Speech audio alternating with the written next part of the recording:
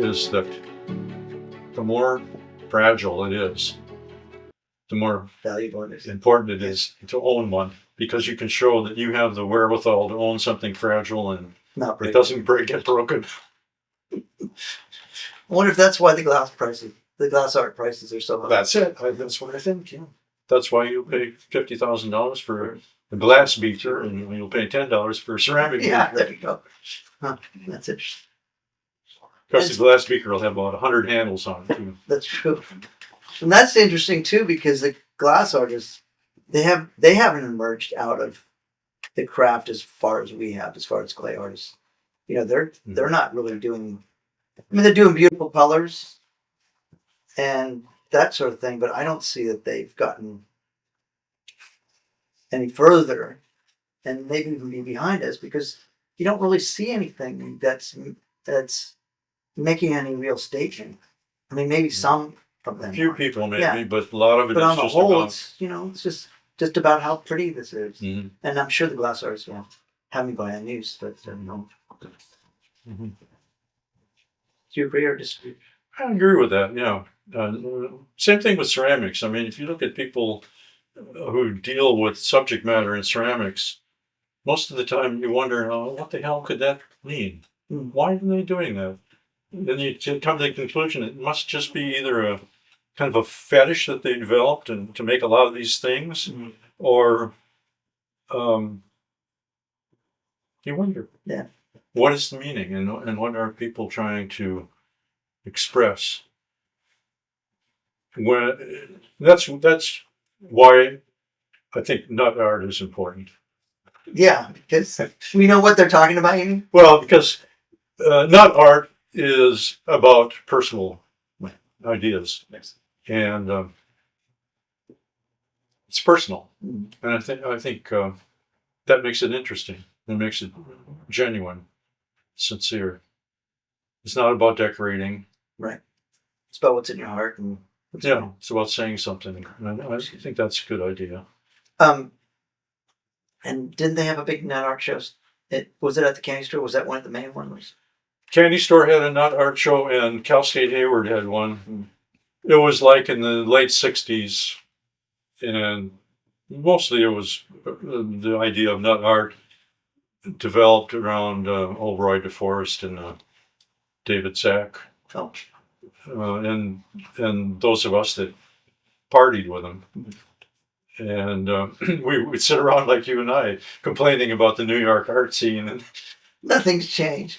And we say, oh yeah, the nut art is, really. And then we would invent people who were our favorite nut artists. Oh. And Roy had Doggy Dinsmore, you probably heard of. Yes.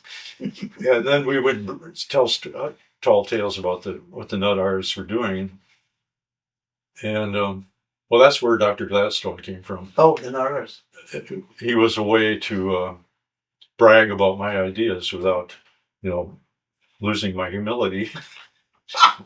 Just pass it off to someone else. Oh, that's great. One of the greatest artists I ever heard of. Dr. Gladstone, he found Bigfoot. Yeah. And so that was and David Sack, of course, was an art critic, and he wrote for art magazines, and he would write his own fantasies that would take off from what supposedly the nut artists had done. So it didn't go much further than that.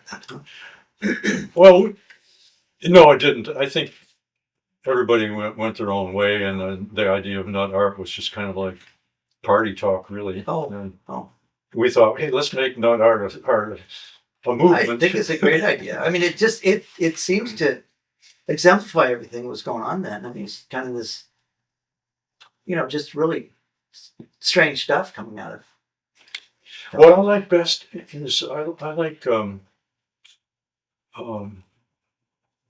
outsider art, and that's right, nut artist, right? Yeah, I mean that's what nut art is. Yeah. It's just straight talk without the aesthetic flourishes. It's your escaping into your private world, or creating your little private peculiar world, as Roy would say. Right.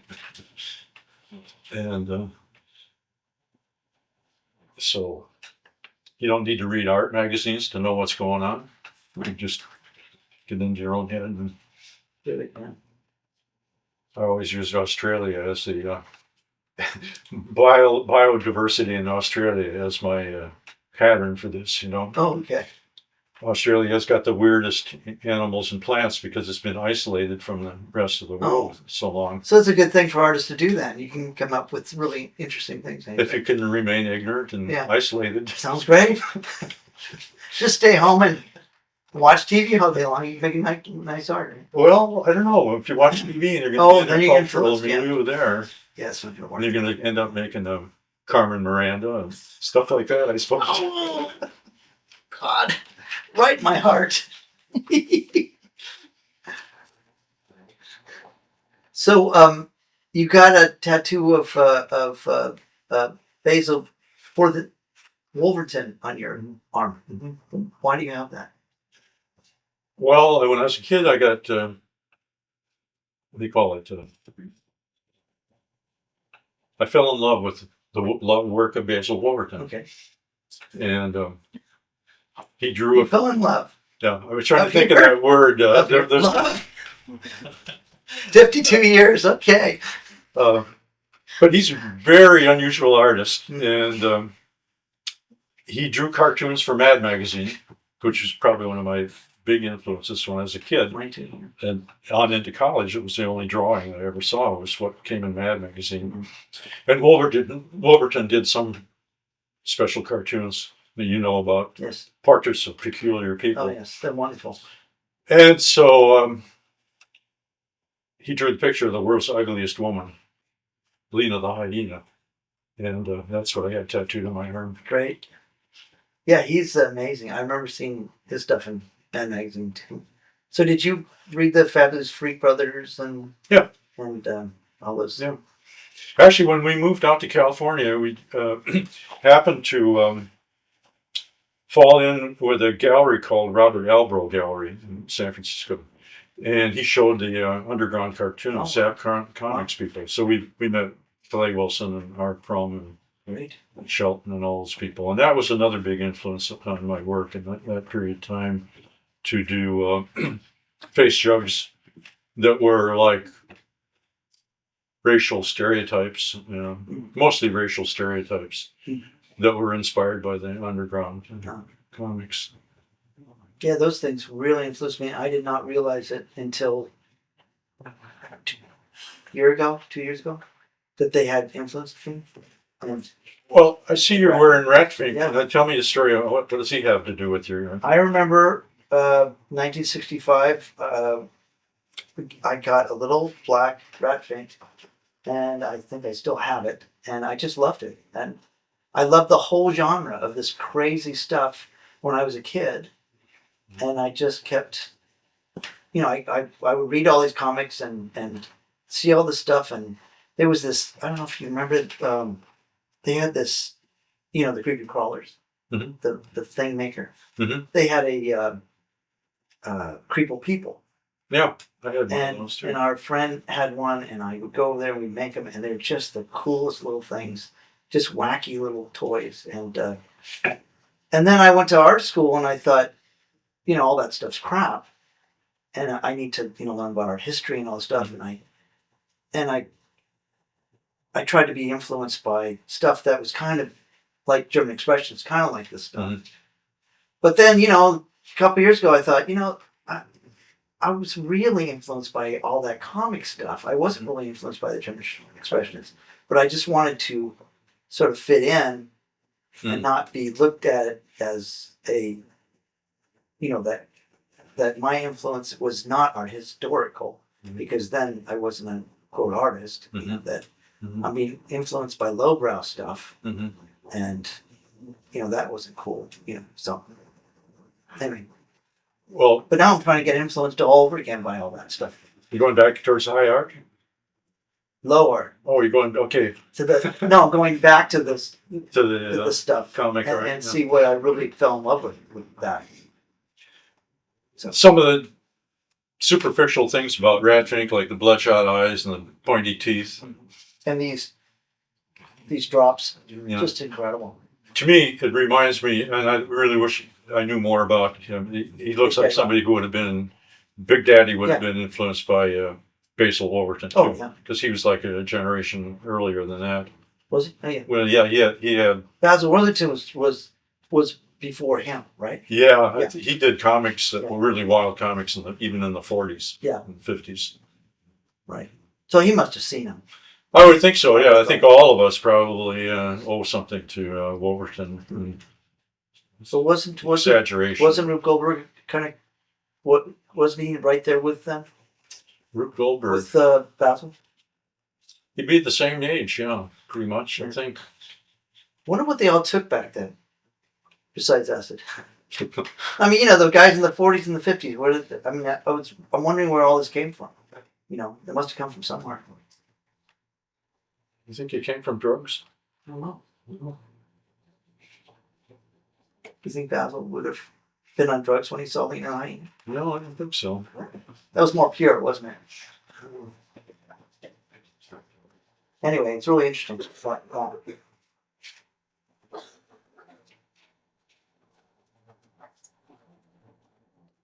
Well, I'm trying to get you to talk about yourself, so you'll say something really embarrassing that will make me look embarrassing. good. No, you think it's something that really Make you look good and makes me look good and makes you look bad. What is it about the cartoons? I don't know. What you're talking about, both of you are talking about this influence of the cartoons, that it did influence you. But where is that truth? Where is that authenticity in the cartoons and in the comics that reaches to that same level that high art reaches to for you? Yeah. Where you're finding that there. How would you indirectly, by talking, explain that to a group of people where you're finding that truth and that authenticity in those low art forms? Can you somehow bring that out in each other somehow? But not, this is what influences me, but this is why it influences me. Yes, I see what you're saying. Yeah. So the I guess you could call it lowbrow or underground comic, right? What really I think was the key thing to them is that they were so vital. All even if you take away the content and you just look at the drawing, it was just so it was exploding and it was so full of life. You're talking about the underground comics. I'm talking about Crumb and Big Day Roth and well, I guess Worthington was. I'm saying Worthington. It's Wolverton. Well, the underground comics in the '60s broke through the barrier, of good taste and. But what's appealing to me is that they're fine drawing. Yeah, they're fine drawing, but it's not just the fine drawing. They're just like they're exploding. Everything seems exploding. This seems like it's exploding. As opposed to Basil, he did really incredible characters, but they didn't seem to be blowing up like I think of the Fabulous Freak Brothers. Mm-hmm. They're doing all these weird things, and they're moving around. Well, isn't that just a reflection of the different times? Yeah. From the 50s to the 40s and 50s, mm-hmm. and then in the 60s, you got the drug culture. Right. And the underground comics just is uninhibited compared to the earlier guys. Is that what it appeals to you, then, the uninhibitedness? Well, it does appeal to me, although I liked the drawings of Wolverton, despite the fact there was nothing really objectionable about him, except maybe pimples. Right. Or not like green stuff on it snot and stuff like that, but it was never anything you couldn't show to your children. Right. Then in the 60s, it became something that you could only look at in a dark room. Which is my favorite place to see stuff. Huh. So I kind of like that idea of breaking through that barrier of good taste, and that's another aspect of humor, I guess. being trying to be funny. Well, the other thing about the whole bunch of them is the exaggeration. It's just they're just so everything they do is exaggerated. Every pink is even exaggerated. Every little baby toe, it's not just sticking out; it's sticking up or off to the side or something like that. Everything is sort of accounted. Everything's activated. It seems to me on all those artists. That's true. Yeah, I never thought of that. But yeah. That's why I'm trying to talk. That's what I'm trying to say about this full of life. That everything is sort of moving, as opposed to the stuff in art history. It's like there's some that is doing, but on the whole, it seems to me that they got these nice little people doing things, and they're not moving. They're not about to move.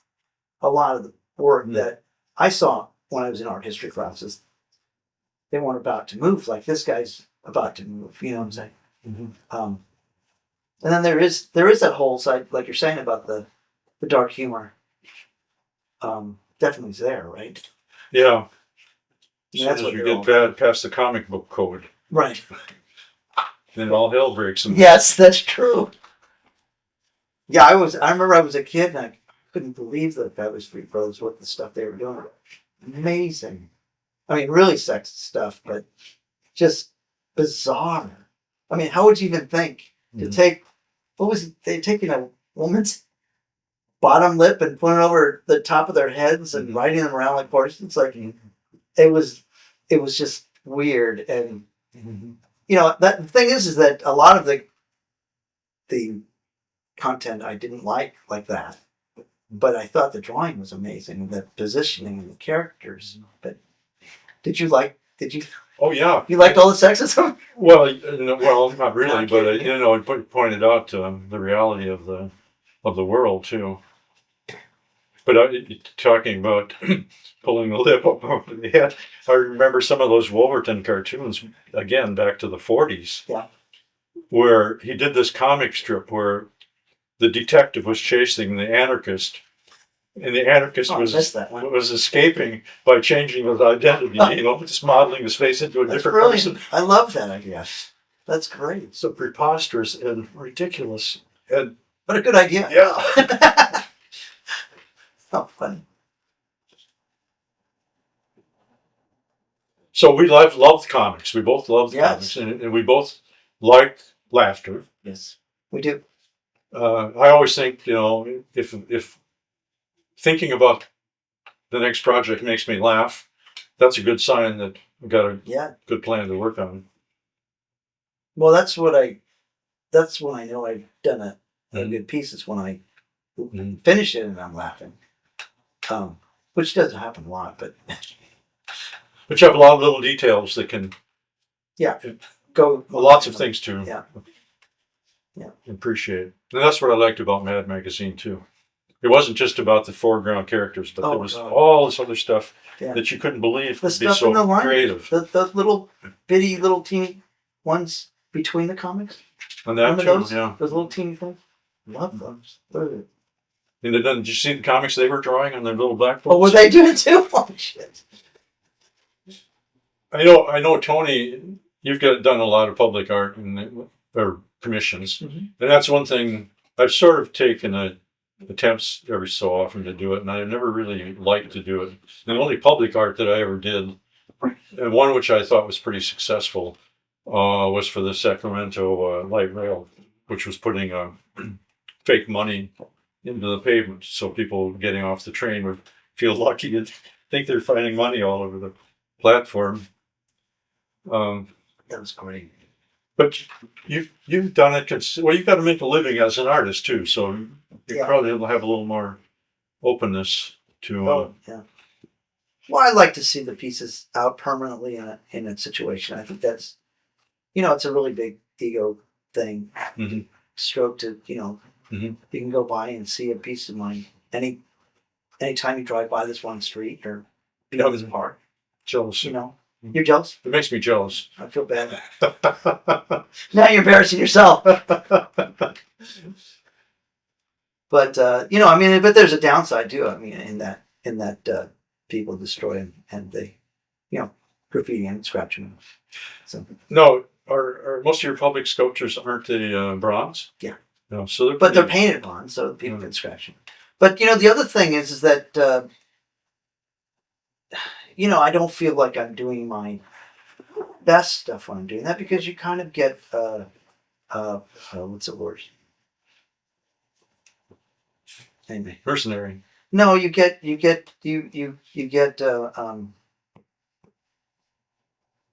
I'll start the sentence over since I think it's Censored? censored. Compromised. So the problem with public art is you do get censored in that you can't just do anything. Mm-hmm. I mean, that's what's great about being in the studios. You can do anything. You can do robots with penises and vaginas and that kind of thing. And I can't do that out in a public area. Mm-hmm. And I'm not that that's not really my work, but I can't do stuff that is sort of personal because it doesn't really translate that well out in a little league field. Mm-hmm. We sort of have to. I mean, it would be nice if we could do something more that was on a personal level out there, but it just doesn't seem to work. So, but it's a way to make money, right? I do like the feeling of total freedom to Yeah. do whatever I want to do, and it seems that if I agree that I'm going to do this or that for somebody, then it becomes a job, and it's not the fun that it would have been if it had just been freely done. And that brings us to another point, is that you were able to get that job at Hayward State, and you didn't have to rely on Sony work, and it's sort of another difference between me and you. Mm-hmm. And I wonder what would have happened if I would have got a job too. What my work would have, whether it would have changed. I know a lot of people just did stop doing work completely, which was always my fear, and maybe that's why I didn't try as hard as I could to get a job. Do you think that affected your work at all? I thought about it a lot, about whether I should be an artist and make a living as an artist, or teach and have an income so I could do whatever I wanted to. And I don't know. I'm happy to have spent most of my life teaching full time. I think there's about 30 years full time teaching at university level, and I got a lot out of it, and I really liked it. Good. Not only the salary, insurance, but meeting people, students and faculty, and being in a situation where you need to do something, to fulfill your obligation. You got to come up with something to do with your students, and all of that was a good challenge. And Do you think it helped your artwork to grow? I think so. Well, yeah, I think so. It gave me people to bounce my work off of, and besides Betty, one of my major critics. Oh, I got one too. But I'm afraid that if I had tried to make a living as an artist, it probably wouldn't have worked. And I might have ended up, 40 hours a week doing something. Oh, else. And teaching was all right. So you were able to do your artwork while you were teaching too? Yeah, it was required. I mean, I put myself in the position that I've got to be a practicing artist. That's what they want. Right. That's why you get promoted. And so I worked at school, and That must have been great for the students too. yeah. Just why TV9 was so good, is everybody worked there. Right. And it was a little difficult living 50 miles away from school here, but doing some of your work at the school, I mean, it was a good thing, and good for my work. How about you? I noticed you teach. Oh, just Did you- one night class, that's all. But You do that more for the enjoyment than for the money, No, don't you? I do for money. Oh. So I would never admit that I have to admit it because I have 10 students and it's really a workshop, so it's not, and and I don't give assignments, they just work on their work. But it is, I mean, I've made my life so that I have made my overhead really low, so I can pretty much support my art habit, with my art. So you pretty much have a studio at home that doesn't leave you desiring anything more.